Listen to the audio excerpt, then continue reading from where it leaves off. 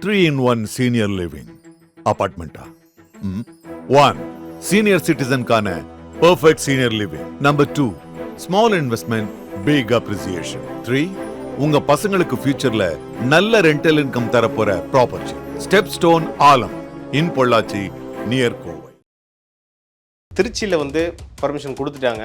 அடுத்து பெரம்பலூரில் அடுத்து பிரச்சாரம் பண்ண போறாரு திரு விஜய் அவர்கள். அங்கே இன்னும் போலீஸ் அனுமதிக்கு வரலன்ற. இங்கே பாருங்க, நாங்கள் அரசியல் பண்ணுறதுக்கு வந்திருக்கோம். நேரு மாதிரி அடியால் வேலை பார்க்கறதுக்கு நாங்கள் வரல, புரியுதுங்களா?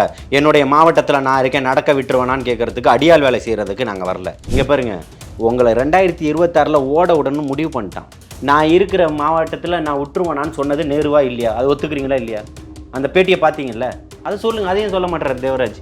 அதுக்கு என்ன தயக்கம் இருக்குது? ஒரு டிஎஸ்பி தப்பிச்சு ஓடுறாரா இல்லையா? எப்படி ஒரு காவலருக்கு மட்டும் ஒரு நீதிமன்ற வளாகத்துக்குள்ளே அத்தனை போலீஸ்காரங்க போய் வழக்கறிஞர்களை அடிக்க போடுறாங்களா இல்லையா? இதெல்லாம் என்ன ஜனநாயகம்? டிஜிபி அலுவலகத்தினுடைய வாசலில் ஒரு கட்சியினுடைய தலைவர் தாக்கப்படுறாரு. நல்லவரா கெட்டவரா அதெல்லாம் அப்புறம். ஏன்னா இதை தான் திரு அண்ணாமலை சொல்லியிருக்காரு. அரசியல்னு வந்துட்டா 365 நாளும் இருக்கணும், 24 மணி நேரமும் இருக்கணும்ன்ற. விஜய் அவர்கள் பக்குவப்படலைன்ற மாதிரி 20,000 புக்கு படித்து காது வழியாக மூளை வலிஞ்சிக்கிட்டு இருக்கு. அவருக்கு தொடச்சி விடுறதுக்கு ஆள் இல்லை. பூரா சொன்னது பூராவும் போய் நீ என்ன அரசியல் யார் நீ முதன்னு கேட்குற? முன்னாள் தலைவர், அவ்வளோதானே? உங்கள் கட்சியிலேயே உனக்கு மதிப்பு இல்லை. தலைவர் தளபதி அவர்களை சந்திச்சிட மாட்டோமா, பார்த்துட மாட்டோமா அப்படின்றதுக்காக திரு விஜய் அவர்கள் பேனர் வைக்கலையா? யாருக்கு சொல்கிற கேட்டுக்கோங்க. அவர்களுக்கு வைக்கப்பட்ட காசு எத்தனையுமே தலைமை கழகத்தால் கொடுக்கப்பட்டதில்லை. ஒரு பெரிய செல்வந்தர் வீட்டினுடைய பிள்ளை, அவர் தான் மாவட்ட செயலாளர், அவர் தான் எல்லாத்துக்கும் செலவு பண்ணுறான்னு இல்லை.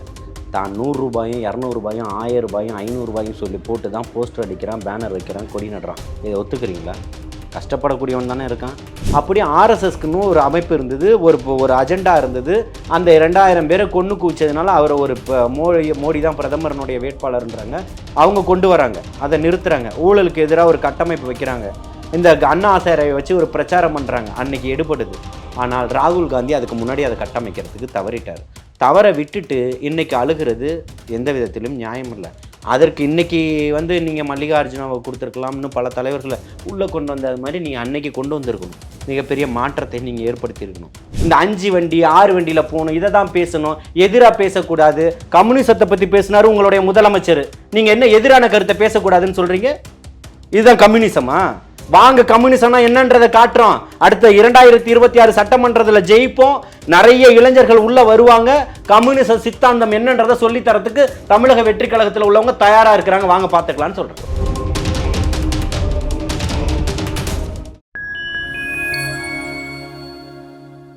நேயர்களுக்கு வணக்கம். இன்று நம்மோடு இணைந்திருப்பவர் தாவேகா ஆதரவாளர் திரு ஜலீல் அவர்கள். வாருங்கள், அவரிடம் அரசியல் சார்ந்த பல்வேறு கேள்விகளை முன்வைக்கலாம்.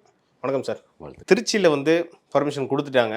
அடுத்து பெரம்பலூரில் அடுத்து பிரச்சாரம் பண்ண போறாரு திரு விஜய் அவர்கள். அங்கே இன்னும் போலீஸ் அனுமதிக்கு வரலன்ற. இங்கே பாருங்க, நாங்கள் அரசியல் பண்ணுறதுக்கு வந்திருக்கோம். நேரு மாதிரி அடியால் வேலை பார்க்கறதுக்கு நாங்கள் வரல, புரியுதுங்களா? என்னுடைய மாவட்டத்தில் நான் இருக்கேன், நடக்க விட்டுருவேனான்னு கேட்கறதுக்கு, அடியால் வேலை செய்கிறதுக்கு நாங்கள் வரல. நாங்கள் அரசியல் செய்வதற்கு வந்திருக்கோம். தமிழக வெற்றி கழகத்தை பார்த்து உங்களுக்கு என்ன பயம்னு கேட்குறேன். பேசுறது யாராக இருந்தாலும் உங்களுக்கு கொள்கை இருக்கு, ஆட்சியும் அதிகாரமும் இருக்கு, மக்கள்கிட்ட சந்திக்கக்கூடிய தெம்பும் திராணியும் உங்களுக்கு இருக்கு. உங்களுடைய 4.5 ஆண்டுகள் சேவைகள் இருக்கு இந்த நாட்டுக்காகவும் மக்களுக்காகவும். இப்போ ஜெர்மன் பயணம் வரைக்கும் இருக்கு. 10 லட்சம் பேருக்கு வருடந்தோறும் வேலை வாய்ப்பு கொடுத்த உறுதி செஞ்சு கொடுத்துருக்கேன் அப்படின்னு சொல்லக்கூடிய அளவுக்கு வாய்ப்புகள் இருக்கு. ஆனால் யாருக்கும் வேலை தரல. அது கே நேரு அவர்கள் நேற்று பிரஸ் மீட்ல தெளிவாக சொல்றாரு. நாங்கள் தாவேக்காக்கு நெருக்கடி கொடுத்து என்னங்க பண்ண போறோம் அப்படின்னு சொல்றாரு. அப்புறம் அதுக்கு முன்னாடி திரும்ப நீங்க கே நேருவே நீங்க இழுக்கல. அதுக்கு முன்னாடி என்ன பேட்டி கொடுத்தீங்க, அதை நீங்க பார்க்கலையான்னு கேக்குறேன். நான் காட்டவா? என்ன கொடுத்தீங்க? பிரஸ் மீட்ல இன்னொரு இடத்துல சொல்றாரு சார். நான் என்ன கேட்டேன் அதுக்கு பதில். திமுக எதிர்கட்சியா இருக்கும்போது அண்ணா திமுகவும் எங்களுக்கு நெருக்கடி கொடுத்தது. நாங்கள் அரசியல் செய்தோம், இன்றைக்கு ஆளுங்கட்சியாக இருக்கிறோம். அதே மாதிரி நீங்களும் பண்ணுங்க சார்ன்றதானே சார் கேக்குறாங்க. வீட்லயே போய் உட்காந்துட்டு இருக்கோம். இங்க பாருங்க, உங்களை 2026 ஓட உடனே முடிவு பண்ணிட்டான். நான் இருக்கிற மாவட்டத்தில் நான் விட்டுருவேனான்னு சொன்னது நேருவா இல்லையா? அது ஒத்துக்கிறீங்களா இல்லையா? அந்த பேட்டியை பார்த்தீங்கல்ல, அதை சொல்லுங்க. அதையும் சொல்ல மாட்டார் தேவராஜ். அதுக்கு என்ன தயக்கம் இருக்கு? ஜனநாயகத்தோட தானே, அறத்தோட தானே பேசுறீங்க. நெறியாளரா? இது கே நேருவோட சேனல்னா சொல்லுங்க, எந்திரிச்சு போயிடுறேன். அப்போ ஏன் அந்த கேள்வியை நீங்க முன்வைக்க மாட்டீங்க? அந்த கேள்வியும் முன்வைங்கன்னு சொல்றேன். அப்போ நீங்க ஏதோ அமைச்சர் போல இல்லாம ஒரு ரவுடியினுடைய தோணியில பேசும்போது எதை விதைக்கிறோமோ அதுதான் முளைக்கும், புரியுதுங்களா? நீங்க விதைச்சிங்கன்னா அறுவடை யார் செய்யணும்? விதைத்தவர்கள் தான் அறுவடை செய்யணும். அதில் எந்த மாற்றமும் கிடையாது. உங்களை போன்று இந்த மாதிரி ஒரு ஒரு கட்டமைப்பில் ஒரு எண்ணத்தில் செயல்படக்கூடியவர்களுக்கு தான் மிகப்பெரிய ஒரு அடியை கொடுக்கறதுக்கு தலைவர் தளபதி அவர்களுடைய தம்பிகளும் தங்கைகளும் தயாராகிட்டாங்க. மக்கள் அவர் பக்கம் நிற்கிறாங்க. 2026 மிகப்பெரிய ஒரு மாற்றத்தை கொடுப்பாங்க. அதுதான் நீங்கள் உங்களுக்கு இவ்வளவு தூரம் நீங்கள் இறங்கி பேச வேண்டியதுக்கான காரணமாக இருக்கீங்க. எங்கே ஜனநாயக அரசியல் இருக்குன்னு கேட்குறேன். ஒரு டிஎஸ்பி தப்பிச்சு ஓடுறாரா இல்லையா? எப்படி ஒரு காவலருக்கு மட்டும் ஒரு நீதிமன்ற வளாகத்துக்குள்ள அத்தனை போலீஸ்காரங்க போய் வழக்கறிஞர்களை அடிக்க போடுறாங்களா இல்லையா? இதெல்லாம் என்ன ஜனநாயகம்? டிஜிபி அலுவலகத்தினுடைய வாசலில் ஒரு கட்சியினுடைய தலைவர் தாக்கப்படுறாரு. நல்லவரா கெட்டவரா அதெல்லாம் அப்புறம். அவரை தானே போய் அவர் தனியாக தானே போயிருக்கிறாரு. அவர் ஒரு 100 பேரோட போயிருந்தா அப்போ போன 5 பேரோட நிலைமை என்ன? கவலைக்கிடம் தானே. அதனால் இங்கே சட்டம் ஒழுங்கெல்லாம் இன்றைக்கி அந்த மாதிரிலாம் இல்லை. நீங்கள் ரவுடிகள் எல்லாம் ஆட்சியை செஞ்சுக்கிட்டு இருக்கிறீங்க, புரியுதுங்களா? இருக்கக்கூடிய அமைச்சர்கள் மீது பூராவும் குற்றச்சாட்டுகள். இவ்வளோ பண்ணுறாரு. கிட்னி திருட்டை பற்றி பேச சொல்லுங்கள். பேசுவாரா நேரு? கிட்னி திருட்டை பற்றி தாவக்க என்ன சார் பேசிச்சு? அது அந்த கேள்வியும் வருது. யாருக்கு? நீங்கள் அரசியல் பண்ணுறேன்னு சொல்கிறீங்க. கிட்னி திருட்டை பற்றி ஏதோ ஒரு போராட்டம் நடத்தியதா? ஏன்னா சமீபத்தில் அதிமுக ஒரு போராட்டம் முன்னெடுத்தது. என்னத்துக்காக? கிட்னி திருட்டை அந்த முறைகேடு சம்பந்தமாக கண்டிச்சு. தாவேக்கா என்ன சார் பண்ணுச்சு? அதுதான் சொல்கிறேன். எந்தெந்த மாவட்டத்தில் என்ன பிரச்சனைகளோ இதுக்காக அதுக்காக இல்லை, எல்லா பிரச்சனையும் அந்தந்த மாவட்டத்தினுடைய பிரச்சனைகளை பேசுறதுக்கு தான் அந்தந்த மாவட்டத்துக்காக போகிறாரு. புரியுதுங்களா? கிட்னி திருட்டை முறைகேடுன்னு சொன்னவர்கள் தான் நீங்கள், திமுககாரர்கள். நீங்கள் என்ன பண்ணீங்க? நல்ல ஒரு விஷயம் புரிஞ்சுக்கோங்க. நாங்கள் இப்பவும் சொல்கிறோம், அரசியல் பண்ணுறதுக்காக தான் வந்திருக்கோம். எங்களுக்கான வியூகம் என்னன்றது எங்களுக்கு தெரியும். அதை கட்டமைக்கிறது என்னன்றது தமிழக வெற்றி கழகத்துக்கு தெரியும். அதை வழிநடத்தக்கூடிய தலைவருக்கு தெரியும், பொதுச் செயலாளருக்கு தெரியும், அதை தொடர்ந்து இருக்கக்கூடிய கட்டமைப்புகளுக்கு தெரியும். எல்லா கட்டமைப்புகளும் இன்னைக்கு வந்துருச்சு. அதனால் உங்களுக்கு மிகப்பெரிய மாவட்ட செயலாளர் இருக்காங்களா? எல்லாத்துக்கும் வந்துட்டாங்களா? கிளைக்கு செயலாளர் போட்டுருவீங்களா? பகுதி செயலாளர் போட்டாங்களா? எப்படி கூட்டம் நடத்துவீங்க? தேர்தல் முகவர் கூட்டம் வந்துட்டாங்களா? ஆனால் எல்லாத்துக்கும் திரு புஷி ஆனந்த் தான் போக வேண்டிய அந்த பேச்சும் வருது. அது உங்களுக்கு என்ன பிரச்சனை? உங்களுக்கு அவர் யார்? கட்சியினுடைய பொதுச் செயலாளர். அவர் போகிறதுல உங்களுக்கு என்ன பிரச்சனைன்னு கேட்குறேன். அப்போ அங்கே மாவட்ட செயலாளர்லாம் என்ன பண்ணிட்டு இருக்காங்கன்ற கேள்வி வரும். மாவட்ட செயலாளர் கூட போகலன்னு உங்களுக்கு தெரியுமா? அவர் மாவட்ட செயலாளர் போகலன்னு உங்களுக்கு தெரியுமா சார்? ஒரு பேச்சு கேட்குறேன். திமுகவிலையும் அதிமுக எல்லாத்துலயும் மாவட்ட செயலாளர் இருக்காங்க. அந்த கட்சியோட பொதுச் செயலாளராக சார் போறாங்க எல்லா பிரச்சனைக்கும். ஒரு எஸ்பியை பார்க்கறதுக்கோ ஒரு கலெக்டர் பார்க்கறதுக்கோ. அதுதான் சொல்றேன். உங்களை போன்ற மன்னராட்சி முறையை ஒழிக்கிறதுக்கு சாமானிய வீட்டு பிள்ளைகளை தான் களம் காண வச்சிருக்கிறார். புரியுதுங்களா? ஒரு சனிக்கிழமையில் கூட்டம் வச்சதுக்கு 1000 காரணங்கள் இருக்குது. நீங்கள் விமர்சனம் பண்ணலாம். பள்ளிக்கூடங்கள் மூடிடக்கூடாது, கல்லூரிகள் மூடப்படக்கூடாது, போக்குவரத்து நெரிசல் ஏற்படக்கூடாது, வேலை வாய்ப்புகள் பாதிக்கப்படக்கூடாது. வேலைக்கு போகக்கூடியவன் நம்ம கட்சியில் இருக்கிறவன் நம்ம எளிமையானவனாக தான் இருக்கிறான், ஏழை வீட்டு மகனாக தான் இருக்கிறான், ஆட்டோ ஓட்டக்கூடியவனாக இருக்கிறான், ஒரு மாதந்தோறும் சம்பளத்துக்கு வேலை செய்யக்கூடியவனாக இருக்கிறான். அப்போ வார நாட்களில் வச்சா எல்லாருடைய வாழ்வாதாரமும் பாதிக்கும்ன்றதுனால தான் சனிக்கிழமைகளை தேர்ந்தெடுக்கிறார். புரியுதுங்களா? அதுக்காக தான் எல்லா இடங்கள்லையுமே பேசுகிறாரு. அதே நாட்களில் பேசிகிட்டு இருக்கிறாரு. அதெல்லாம் தெரியாமலாம் இல்லை. இதெல்லாம் பற்றி ஏன்னா இதை தான் திரு அண்ணாமலை சொல்லியிருக்காரு. அரசியல்னு வந்துட்டா 365 நாளும் இருக்கணும், 24 மணி நேரமும் இருக்கணும்ன்ற. விஜய் அவர்கள் பக்குவப்படலைன்ற மாதிரி 20,000 புக்கு படித்து காது வழியாக மூளை வலிஞ்சிக்கிட்டு இருக்கு. அவருக்கு தொடச்சி விடுறதுக்கு ஆள் இல்லை. பூரா சொன்னது பூராவும் போய் நீ என்ன அரசியல் யார் நீ முதன்னு கேட்குற? முன்னாள் தலைவர், அவ்வளோதானே. உங்கள் கட்சியிலேயே உனக்கு மதிப்பு இல்லை. அண்ணாமலை அவர்களுக்கு அந்த கட்சியில் எனக்கு மதிப்பு இருக்கா? பேசிட்டு திரும்பி போகிறாரு, அப்புறம் கூப்பிட்டு உட்கார வைக்க வேண்டிய நிலை ஏற்பட்டுருச்சா? நீங்கள் எதை சொல்லக்கூடியவர் யார்? நான் 1000 இது சொல்லலாம். தமிழக வெற்றி கழகத்தில் மாற்றிட முடியும் அத்தனையும். கருத்தியெல்லாம் பேசலாம், இது சரி இது தப்புன்னு சொல்லிட்டு, அவ்வளோதானே. ஆதரவாளர் தானே. ஆனால் அதே போல் கூட பிஜேபி பற்றி ஸ்ட்ராங்காக இன்றைக்கி உங்களால் பேச முடியாது. என்ன பேசுவீங்க? ஏன்னா அந்த ஸ்டேட்மெண்ட் விட்டது திரு விஜய் அவர்கள் இதுக்கப்புறம் கொஞ்சம் ஆக்டிவாக இருக்கணும், அப்போ தான் மக்களை நம்புவாங்கன்ற மாதிரி சொல்லியிருக்காரு. அது மக்கள் யாரை நம்புவாங்கன்றது தெரியும். புரியுதுங்களா? மதவாத பிளவுவாத அரசியலை மக்கள் நம்பலை, ஜனநாயகத்தை நம்புகிறாங்க. ஜனநாயகத்தினுடைய முதல் மகனாக நிற்கிறாரு. மக்கள் அரசியலை பேசுகிறாரு. அவங்களுக்கு என்ன தோணியில் தேவையோ அதை புரிதல் இருக்கோ அதை பேசுகிறாரு, மாற்றணும்னு நினைக்கிறாரு.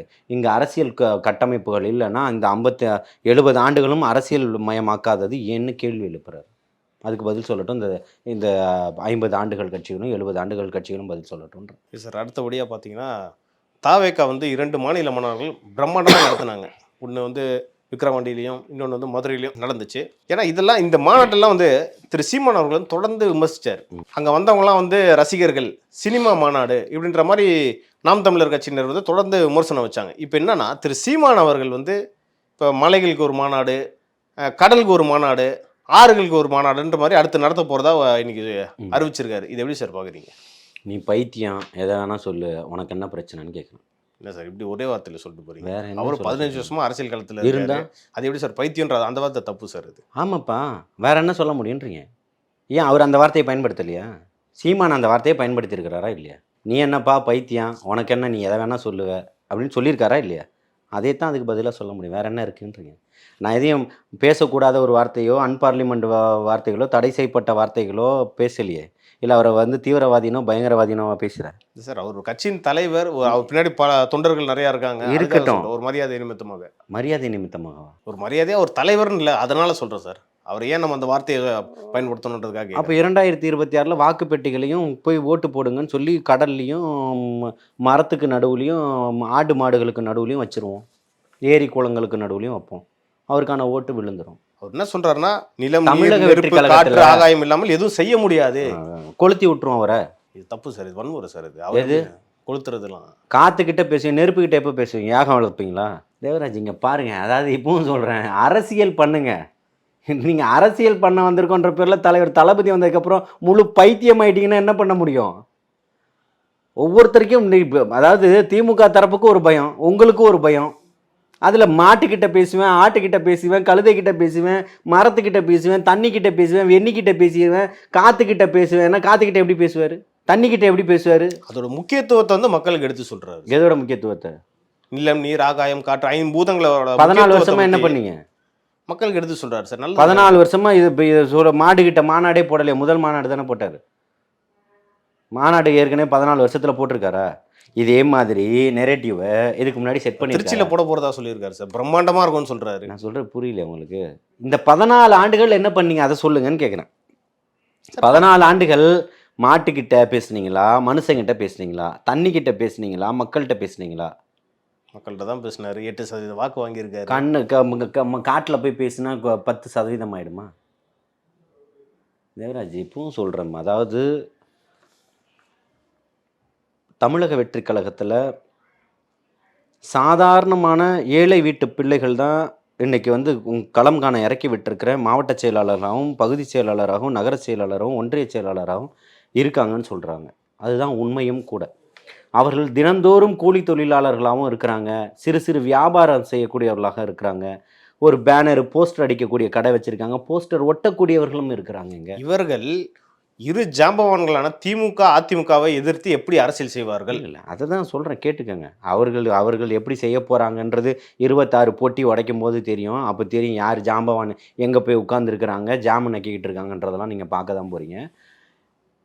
இப்போ இவர் சொன்னார் இல்லையா, அதுக்கு சொல்கிறேன். போஸ்டர் ஒட்டலை, பேனர் கட்டலை, கொடி கட்டலை, ஆனால் கூட்டம் அலைமோதுது.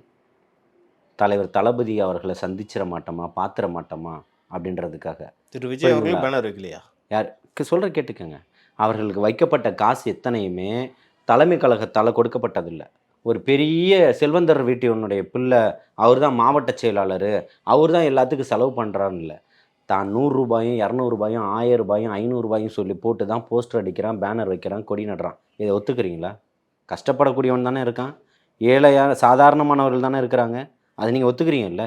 இப்போ விஜய் அவர் வேணாம்னு சொல்லியிருக்கலாம்ல சார். எனக்கு எதுவும் பேனர் வைக்காதீங்க, யாருக்கு ஒட்டாதீங்க, கட்சி தரப்புலன்னு சொல்லியிருக்கலாம். இப்பவும் சொல்கிறேன், உங்களுடைய அன்பு மிகுதியில் மாநாடு, போன மாநாடை விட இந்த மாநாடுக்கு பார்த்தீங்கன்னா பேனர் குறைவாக தான் இருக்கும். சொல்லி தான் இருக்கிறாங்க.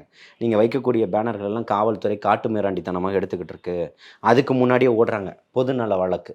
எப்படி தூய்மை பணியாளர்களை வந்து வீட்டுக்கு அனுப்பும்போது ஒரு தேன்மொழியாக ஒரு அம்மாவை போய் தேன்மொழியை கூப்பிட்டு வந்து ஒரு பொதுநல வழக்கு போட்டாங்களா?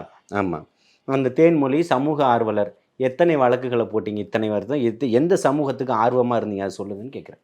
சும்மா போலியான ஒரு கட்டமைப்பை நீங்கள் கொண்டு வரீங்க. இதுதான் இப்போ நான் சொல்லி முடிச்சிடறேன், சொல்ல வந்ததில்லை. இப்படி கஷ்டப்பட்ட காசில் ஒவ்வொருத்தனும் சேர்த்து சேர்த்து பண்ணக்கூடியதுக்கு மிகப்பெரிய வீரியம் இருக்குது, மிகப்பெரிய பிரபலம் கிடச்சிருக்கு, மிகப்பெரிய வெளிச்சம் கிடச்சிருக்கு, மக்கள் மத்தியில் போய் சேர்ந்துருக்கு. எங்கேயோ ஈழத்தில் பிறந்து அகதியாக எங்கேயோ தன்னுடைய வாழ்க்கையை நடத்திக்கிட்டு இருக்கிறவங்கள்ட்டெல்லாம் எங்களுக்கு திரள் நிதி கொடுங்கன்னு சொல்லிட்டு எல்லாத்திட்டையும் வாங்கி வச்சுக்கிட்டு அதை ஈழத்தில் இருக்கக்கூடியவர்கள் விமர்சனம் பண்ண வீடியோக்கள் நிறைய நீங்கள் பார்த்துருக்கலாம். உங்கள் கூட இருந்தவர்களே விமர்சனம் பண்ணக்கூடியவர்கள் பார்த்துருக்கலாம். இன்றைக்கி இருக்கக்கூடியவர்கள் கஷ்டப்பட்டு காசை செலவு பண்ணி மாநாடை கொண்டு போய் போட்டால் நான் தண்ணிக்கிட்ட பேசுவேன், பண்ணிக்கிட்ட பேசுவேன், நீங்கள் வந்து மக்களை மடமாற்றம் பண்ணிக்கிட்டு இருக்கீங்களே, உங்களுடைய வேலை என்னன்னு கேட்குறேன். இது எந்த விதத்தில் ஏற்றுப்பீங்க? காசு கொழுத்து போய் இருக்குது, அதனால நீங்கள் பண்ணுறீங்க. புரியுதுங்களா? மக்கள்கிட்ட மாட்டுக்கிட்ட பேசுகிறேன், மரத்துக்கிட்ட பேசுகிறேன், ஆட்டுக்கிட்ட பேசுகிறேன், தண்ணிக்கிட்ட பேசுகிறேன், காற்றுக்கிட்ட பேசுகிறேன், தீக்கிட்ட பேசுகிறேன்னு எனக்கு கதை விட்றீங்களா? காதில் பூ சுற்றிட்டு இருக்கீங்களா? பார்ப்போம் சார், அது மக்கள் மத்தியில் எப்படி ரீச் ஆக போகுதுன்றத அவர் மாநாடு நடத்தினதுக்கு அப்புறம் பார்ப்போம். இதை பற்றி நம்ம அப்புறமா டிஸ்கஸ் பண்ணுவோம் சார். கடைசியாக ஒரு கேள்வி என்னென்னா, இவர் வந்து வீக்கெண்டில் வராரு, அதனால் இவர் வந்து வீக்கெண்டு பாலிட்டிஷியன். அதாவது வீக்கெண்டு உங்களுக்கு சொல்ல நான் என்ன சொல்ல வரேன்னு தெரிஞ்சிருக்கும். புரியுது. அது ஏன் சொல்ல வரேன்னா, திரு ராகுல் காந்தி அவர்கள் வந்து பாரத் ஜோடோ யாத்திரைன்னு ஒன்று நடத்தினார். இந்தியாவிலேருந்து எல்லா பகுதிக்கும் ஒரு யாத்திரை போனார் சார். ஆனால் அப்படிப்பட்ட ராகுல் காந்தி அவர்களுக்கு எதிர்கட்சி அந்தஸ்து தான் கிடைச்சது. காங்கிரஸ் வெறும் 99 இடத்துல தான் ஜெயிக்குது. இதை ஒரு ஒப்பிட்டு பார்க்கலாம்ல. இவ்வளோ எக்ஸ்பீரியன்ஸான ஒரு லீடரு திரு விஜய் அவர்கள் இப்போ வந்து அரசியலுக்கு வராரு. வீக் டேஸ்ல, அதாவது வீக்கெண்டில் மட்டும் தான் வராரு, சாட்டர்டே மட்டும் வராரு. இது வந்து எந்த வகையில் உங்களுக்கு வந்து பயன் தரப்போகுதுன்ற கேள்வி வந்து எழுது சார். இது மூணாக பார்க்க வேண்டிய விஷயம், புரியுதுங்களா? ஒன்று ஜூடோ யாத்திரை, சரிங்களா? இன்னொன்று பிஜேபியினுடைய வெற்றி, இன்னொன்று ஏன் தலைவர் தளபதி அவர்கள் அந்த மாதிரி பண்ணலை, வீக்கெண்டு பாலிடிக்ஸ் பண்ணுறாருன்றத உங்களுடைய கேள்வி. கரெக்டாக? இதை இப்படி தான் மூணாக பிரிக்கணும். முதல்ல அன்பு சகோதரர் ராகுல் காந்தி அவர்கள் இந்த யாத்திரை, இந்த பயணம் எல்லாமே ஓகே தான். ஆனால் அந்த கட்டமைப்பை வந்து 15 ஆண்டுகளுக்கு முன்பு எடுத்திருக்கணும். ரொம்ப காலதாமதமாக எடுத்துட்டார். அதனால தான் அண்ணா ஹசாரேன்ற ஒரு பசுத்தோல் போர்த்திய புலிக்கிட்ட வந்து காந்தியவாதின்ற காவிவாதியினுடைய பயங்கரவாதத்தில் அதுவும் ஒரு ஆயுதம், புரியுதுங்களா? பாசிசவாதம் தான் அதுவுமே. காந்தியவாதின்னு சொல்லிட்டு காந்தியவாதியினுடைய பேரில் காவிவாதியாக இருந்து ஒரு ஊழலுக்கு எதிரான ஒரு போராட்டத்தை நான் முன்னிறுத்துறேன் அப்படின்ற பேரில் அந்த போராட்டத்தை முன்னிறுத்தி அதன் மூலியமாக அறுவடை செய்யப்பட்டது தான் பிஜேபியினுடைய வெற்றி. அந்த வெற்றி வந்து அன்னைக்கு இருந்தது போலவே இன்னைக்கு இருக்குதான்னு பார்த்தீங்கன்னா இல்லை, தேய்பிறையாக தான் வந்திருக்கு. கவனிச்சிருக்கலாம் நீங்கள். அதே போல் அதுக்கு வந்து மோடியை கொண்டு வருவதற்கான காரணத்தை வகுக்குது. எப்படி வகுக்குதுன்னா, உமா பாரதியாக இருக்கட்டும், ராஜ்நாத் சிங்காக இருக்கட்டும், அத்வானியாக இருக்கட்டும், இவர்களுக்கெல்லாம் இல்லாத ஒரு அஜெண்டாவை நிறைவேற்றியது மோடி. 2000 இஸ்லாமியர்களை கொன்று குவித்தது தான் மோடியினுடைய சாதனை. வேற என்ன? மோடி வந்து சார் இதை வந்து தாவேக்காவோட எப்படி ஒப்பிட்டு பார்க்குறீங்கன்னு தான். இல்லை, அதை தான் சொல்ல வரேன், கேட்டுக்கோங்க. அதுக்கு தான் வரேன். தாவேக்காவுக்கு வந்து எப்படி ஒப்பிடுதுன்னு சொல்லிட்டு. அப்படியே ஆர்எஸ்எஸ்க்குன்னு ஒரு அமைப்பு இருந்தது, ஒரு அஜெண்டா இருந்தது. அந்த 2000 பேரை கொண்டு குவிச்சதுனால அவரை ஒரு மோடி தான் பிரதமரனுடைய வேட்பாளர்ன்றாங்க. அவங்க கொண்டு வராங்க, அதை நிறுத்துறாங்க. ஊழலுக்கு எதிராக ஒரு கட்டமைப்பு வைக்கிறாங்க. இந்த அண்ணா ஹசாரேவை வச்சு ஒரு பிரச்சாரம் பண்ணுறாங்க. அன்னைக்கு எடுபடுது. ஆனால் ராகுல் காந்தி அதுக்கு முன்னாடி அதை கட்டமைக்கிறதுக்கு தவறிட்டார். தவற விட்டுட்டு இன்னைக்கு அழுகிறது எந்த விதத்திலும் நியாயம் இல்லை. அதற்கு இன்னைக்கு வந்து நீங்கள் மல்லிகார்ஜுனாவை கொடுத்துருக்கலாம்னு பல தலைவர்களை உள்ளே கொண்டு வந்தது மாதிரி நீங்கள் அன்னைக்கு கொண்டு வந்திருக்கணும். மிகப்பெரிய மாற்றத்தை நீங்கள் ஏற்படுத்தியிருக்கணும். அதை நீங்கள் பண்ணலை. உலக நாடுகளே பொருளாதார சரிவை சந்திச்சுக்கிட்டு இருக்கும்போது இந்தியாவினுடைய பொருளாதாரத்தை தூக்கி நிறுத்தினவர் மன்மோகன் சிங். அது யாரும் மறுக்க முடியாது, புரியுதுங்களா? அப்பேற்பட்ட பொருளாதார மேதைகளையும் வச்சிருக்கும் போது அந்த இடத்துல அரசியலை கட்டமைக்கிறதுக்கு நீங்கள் தவறிட்டீங்க. அதனால நீங்கள் நடந்துக்கிட்டு இருக்கீங்க. இது ஒரு பக்கம். ஆனால் இன்னைக்கு இங்கே மக்களுடைய வாழ்வாதாரத்தை பார்க்கக்கூடியதாக இருக்குது. இந்த மாநிலத்தினுடைய தேர்தல்களையும் கட்டமைப்புகளையும் உள்வாங்கி அதன்படி செயல்பட வேண்டிய வேலைகளாக இருக்குது. இந்த மாநிலத்தில் இருக்கக்கூடியவர்களுக்கு நாம் போகக்கூடிய இடத்துல எந்த இடையூறுகளும் ஏற்பட்டக்கூடாது. கல்வி விருதை ஊக்கப்படுத்தக்கூடிய நம்ம, படிப்பை ஊக்கப்படுத்தக்கூடிய நம்ம, அதுக்கு நம்மளே தடையாக இருந்துடக்கூடாது. மாநாடு நடந்த இடமாக இருந்தாலும் சரி, அங்கே லோக்கல் உள்ளூர் விடுமுறைன்னு சொல்லக்கூடிய லோக்கல் ஹாலிடேஸ் கொடுத்து பள்ளி கல்லூரிகள் மூடப்பட்டது. அந்த மாதிரி எதுவும் நடக்கக்கூடாது அப்படின்றதுக்காகவும், வேலைகள் எதுவும் பாதிக்கப்பட்டக்கூடாது அப்படின்றதுக்காகவும் எடுத்த முடிவு தானே தவிர்த்து வீக்கெண்டு பாலிடிக்ஸு அதெல்லாம் அது கவலைப்பட வேண்டியது யார் கவலைப்படணும்? அது யார் கவலைப்படணும்? புரியுதுங்களா? அதனால் உங்களுக்கு பயத்தை வந்து வேறு விதமாக நீங்கள் வெளிப்படுத்திக்கிட்டு இருக்கிறீங்க. மக்கள் அதை பார்க்குறதுக்கு இருக்கிறாங்க.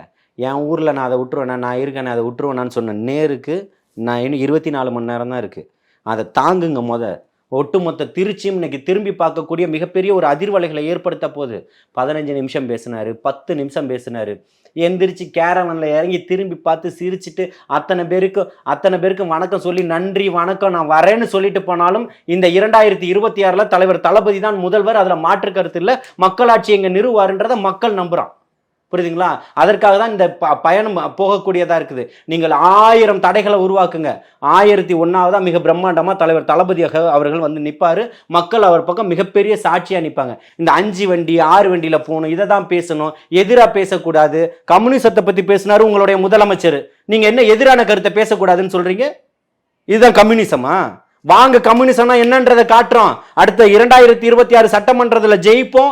நிறைய இளைஞர்கள் உள்ள வருவாங்க.